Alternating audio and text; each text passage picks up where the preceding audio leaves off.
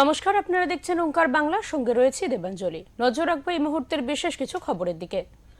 আজ পশ্চিমবঙ্গ বিধানসভার বাজেট অধিবেশনের দ্বিতীয় দিন, আর এই দ্বিতীয় দিনেই বাজেট অধিবেশনের দ্বিতীয় দিনেই বাজেট আলোচনায় বিধানসভা চত্বরে দেখা গেল তুমুল উত্তেজনা। অগ্নিমিত্রা পালের কথাকে রীতিমতো উল্টে পাল্টা দিতে দেখা গেল তৃণমূলকে, এবং সেই বিষয় কিন্তু কার্যত উত্তপ্ত পরিস্থিতি তৈরি হয়েছে বিধানসভাতে। আপনাদের আবারও জানিয়ে রাখবো, বাজেট আলোচনায় উত্তপ্ত পরিস্থিতি বিধানসভায়। অগ্নিমিত্রা পালের সংখ্যালঘুদের নিয়ে মন্তব্যের প্রতিবাদ করতে শোনা গেল ফিরহাদ হাকিমকে। তুমুল উত্তেজনা এই মুহূর্তে বিধানসভায়। যে খবরের দিকে আমরা নজর রেখেছি, তুমুল উত্তেজনা বিধানসভায়।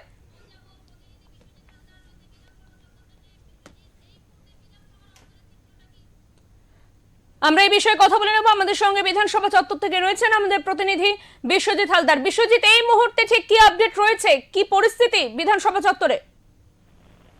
দেখো, কার্যত কালকে আমরা দেখেছিলাম যে বাজেট অধিবেশনে রাজ্যের অর্থমন্ত্রী চন্দ্রিমা ভট্টাচার্য তিনি বলেছিলেন যে মাদ্রাসা শিক্ষা এবং সংখ্যালঘু উন্নয়নের জন্য রাজ্য সরকারের কাছে কিছু বাড়তি বরাদ্দের জন্য তিনি বাজেট পেশ করেছিলেন। আজকে সেই বাজেট বক্তৃতা দেওয়ার সময়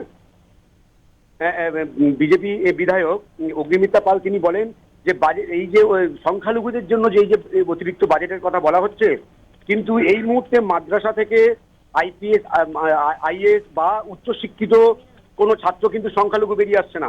এখানে বেশি করে ক্রিমিনাল যারা, কার্যত এই যে ক্রিমিনাল শব্দটা ব্যবহার করার জন্য এখানে আপত্তি তোলেন সংখ্যালঘু যারা বিধায়ক ছিলেন, তৃণমূল কংগ্রেসের বিধায়ক ছিলেন, তারা আপত্তি জানান। হাউসে কিন্তু প্রবল হই হট্টগোল হয়।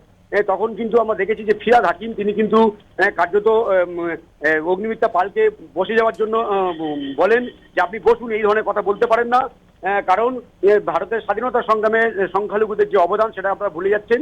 কিন্তু অগ্নিমিত্রা পাল তিনি বলেছেন যে এপিজে আব্দুল কালাম কিন্তু তিনি সংখ্যালঘু সম্প্রদায়, তাদেরকে আমরা সম্মান করি, কিন্তু এই মুহূর্তে যে মাদ্রাসা যে শিক্ষা চলছে বা যে বাংলায় যে মাদ্রাসা শিক্ষা, এই মাদ্রাসা শিক্ষা থেকে একজনও সংখ্যালঘু শিক্ষিত তারা কিন্তু সমাজের জন্য এগিয়ে আসছে না। এখান থেকে কার্যত এই কিছুদিন আগে তুমি জানো যে এই যে বেলডাঙ্গার যে ঘটনা, আজ যে সমস্ত ঘটনাগুলো ঘটেছিল সেখানে একাধিক সংখ্যালঘুদের নাম জড়িয়ে ছিল। তিনি বলছেন যে যেখানে মেধা তৈরি হওয়ার কথা মাদ্রাসা, সেখান থেকে উচ্চশিক্ষিত সংখ্যালঘু সম্প্রদায়রা না বেরিয়ে সেখান থেকে বেশি করে যে খাতায়, যে পুলিশের যে খাতা, যে অপরাধীর যে লিস্ট, সেখানে কিন্তু বেশি করে সংখ্যালঘুদের দেখতে পাওয়া যাচ্ছে। এখানে এই যে ক্রিমিনাল শব্দটার জন্য কিন্তু প্রবল আপত্তি তুলেন তারা, এবং ফিরহাদ হাকিম তিনি অগ্নিমিত্রা পালকে বসিয়ে যেতে বলেন। এবং তারপরে কিন্তু আমরা দেখেছি যে স্পিকার বিমান বন্দ্যোপাধ্যায় তিনি কিন্তু অগ্নিমিত্রা পালকে বলেছেন যে আপনি যে শব্দটা ব্যবহার করেছেন এটা মানে বিধানসভার যে এখতিয়ার তার বাইরে এই ধরনের ক্রিমিনাল শব্দটা ব্যবহার করা যায় না, এই শব্দটা আমি উইথড্র করুন।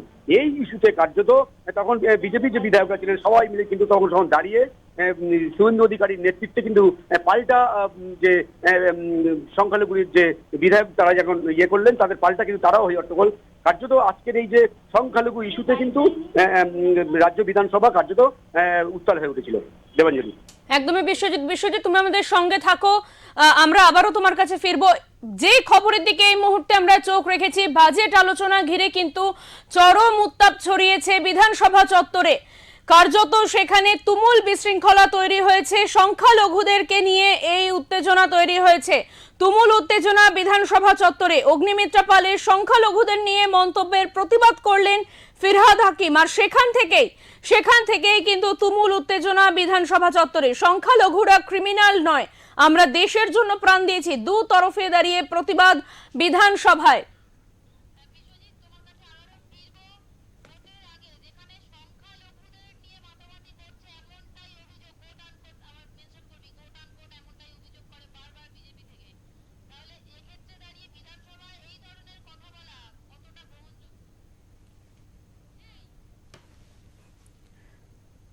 এই মুহূর্তে আমরা আবারও ফিরে যাব বিশ্বজিতের কাছে। বিশ্বজিৎ, যেখানে আমরা জানি যে কিছুদিন পরে বিধানসভা নির্বাচন, এবং সেই বিধানসভা নির্বাচনে কিন্তু সংখ্যালঘুদের কিন্তু একটা বিশাল বড় ভূমিকা রয়েছে, যেই কারণে কিন্তু মাঝে মধ্যেই শাসক দল এবং বিরোধী দলের মধ্যে কিন্তু বাকবিতণ্ডা লেগেই থাকে, এই বিষয়টা কিন্তু আমরা দেখি। তো সেখানে দাঁড়িয়ে বিধানসভা নির্বাচনের আগে এই যে আজকের এই তুমুল অশান্তি, এটা কতটা কি প্রভাব ফেলতে পারে, কি মনে হচ্ছে বিশ্বজিৎ? একদমই নিশ্চয়ই প্রভাব ফেলবে, কারণ তুমি জানো যে এই মুহূর্তে রাজ্যের যে সংখ্যালঘু সম্প্রদায় বা তাদের ভোট ব্যাংকটাকে কিন্তু তৃণমূল কংগ্রেস কার্যত নিজেদের দিকে টানার জন্য একাধিক প্রকল্প যেমন এনেছেন। তবে আজকের এই যে বিতর্ক এখানে কিন্তু অগ্নিমিত্রা পালের যে বক্তব্যটা এটা কিন্তু উইথড্র করে নেওয়ার জন্য বারবার কিন্তু স্পিকার বিমান বন্দ্যোপাধ্যায় বলেছেন। তার সত্ত্বেও কিন্তু তিনি বলেছেন যে এই শব্দটা তিনি উইথড্র করবেন না। এবং পাশাপাশি রাজ্যের যিনি গ্রন্থাগার মন্ত্রী সিদ্দিকুল্লাহ চৌধুরী তিনি আমাদের এই যে বিষয়টা নিয়ে কিন্তু তিনি মুখ খুলেছেন আমাদের সামনে। তিনি বলেছেন যে শুধুমাত্র বিধানসভায় নয়, প্রকাশ্যে এই শব্দটা ব্যবহার করার জন্য অগ্নিমিত্রা পালকে প্রকাশ্যে ক্ষমা চাওয়া উচিত এবং সেই সঙ্গে বিধানসভা থেকে তারা এই মুহূর্তে সাসপেন্ড করা উচিত বলেও তিনি মন্তব্য করেছেন। তবে এই যে ইস্যুটা এটা কিন্তু যে রাজ্য রাজনীতিতে বড় একটা ইস্যু, এটা কিন্তু রাজনীতি মনে করছে। কারণ দেখো যে সংখ্যালঘু ভোট ব্যাংক এটা কিন্তু তৃণমূলের কাছে একটা বাড়তি পাওনা, এবং এই সংখ্যালঘু যে ভোট ব্যাংক তারা নিজেদের কাছে রাখতে চাইবে এটা খুবই স্বাভাবিক। কিন্তু এই যে ইস্যুটা এটা যে রাজ্য রাজনীতিতে প্রভাব ফেলবে এটা একেবারে বলাই যায়। দেবাঞ্জলি। একদমই বিশ্বজিৎ তুমি আমাদের সঙ্গে থাকো। এই মুহূর্তে আমরা দেখে নেব অগ্নিমিত্রা পাল তিনি ঠিক কি বলেছেন এই প্রসঙ্গে।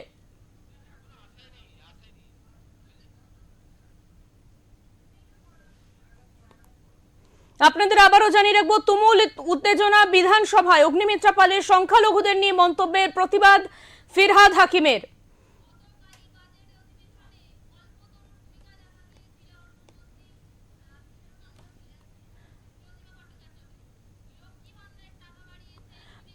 আপনাদের আবারও জানিয়ে রাখবো, গতকাল কিন্তু বাজেট অধিবেশন হয়েছিল এবং সেই বাজেট অধিবেশনে কিন্তু স্বাভাবিকভাবে প্রত্যেকের চোখ ছিল বাজেটের কোন বিষয়ের কত টাকা বৃদ্ধি পাচ্ছে সেই দিকে। তো সেইখানে দাঁড়িয়ে কিন্তু লক্ষ্মীর ভান্ডারের টাকা 500 টাকা কিন্তু এক ধাক্কায় বাড়িয়ে দিচ্ছে শাসক দল।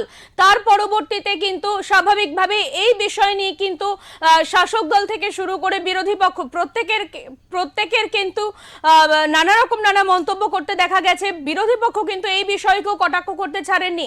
এর পরবর্তীতে আজ বিধানসভা চত্বরে বাজেট আলোচনা নিয়ে যখন বাজেট আলোচনা চলছিল ঠিক সেই সময় কিন্তু পরিস্থিতি ক্রমশ হাতের বাইরে বেরিয়ে যায়, তুমুল উত্তেজনার সৃষ্টি হয় বিধানসভা চত্বরে।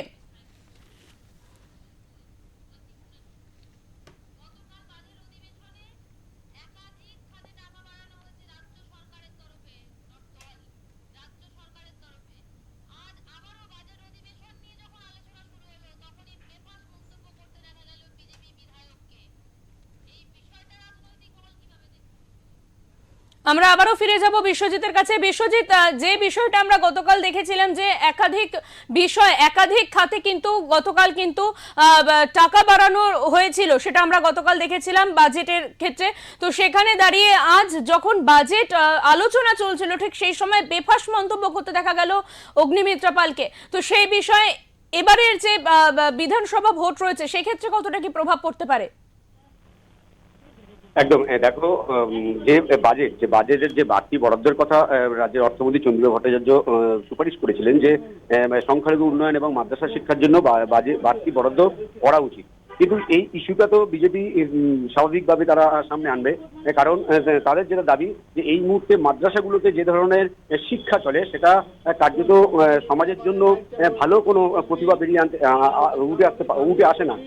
তাদের আপত্তিটা এখানে যে তারা বলছেন যে মাদ্রাসা যে উন্নয়নের জন্য যে বরাদ্দ করা হচ্ছে এটা অবশ্যই করে ভালো, তিনি সংখ্যালঘুদের শুধুমাত্র ভোট ব্যাংক হিসাবে তৃণমূল কংগ্রেস ব্যবহার করছে।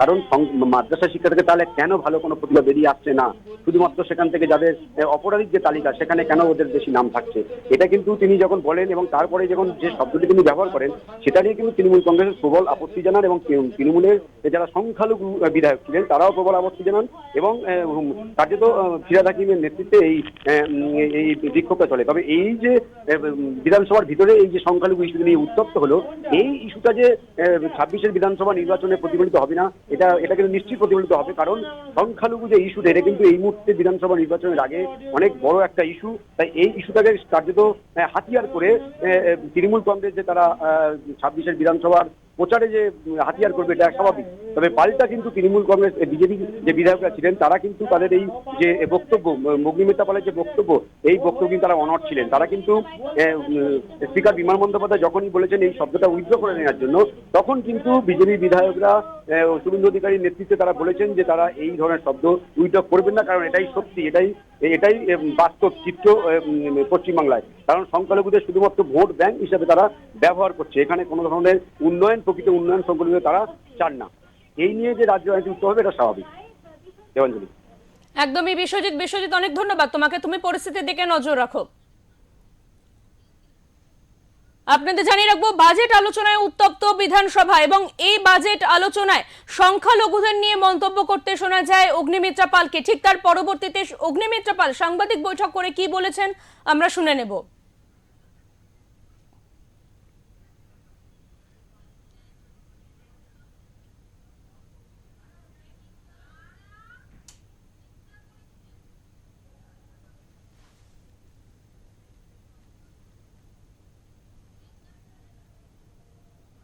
যে সংখ্যালঘু উন্নয়ন মাদ্রাসা খাতে অনেক টাকা দেওয়া হয়েছে, কিন্তু দেওয়ার পরেও আজকে মাদ্রাসা থেকে যারা বেরোচ্ছে স্টুডেন্টস, তারা ডাক্তার, ইঞ্জিনিয়ার, আইএএস, আইএফএস হচ্ছে না।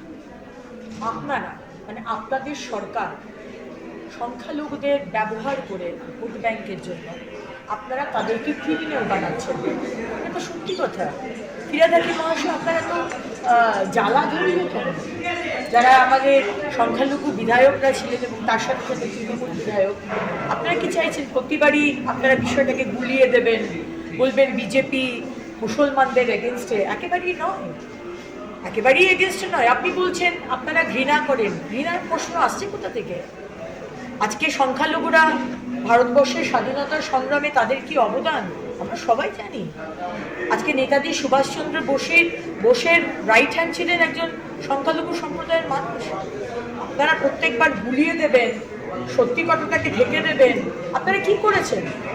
আপনি ফিরাদাপে একজন সংখ্যালঘু সম্প্রদায়ের মন্ত্রী, মেয়র হয়ে আপনি আপনার সম্প্রদায়ের জন্য কি করেছেন? আমি যেটা পয়েন্ট আউট করেছি তার জবাব দিন।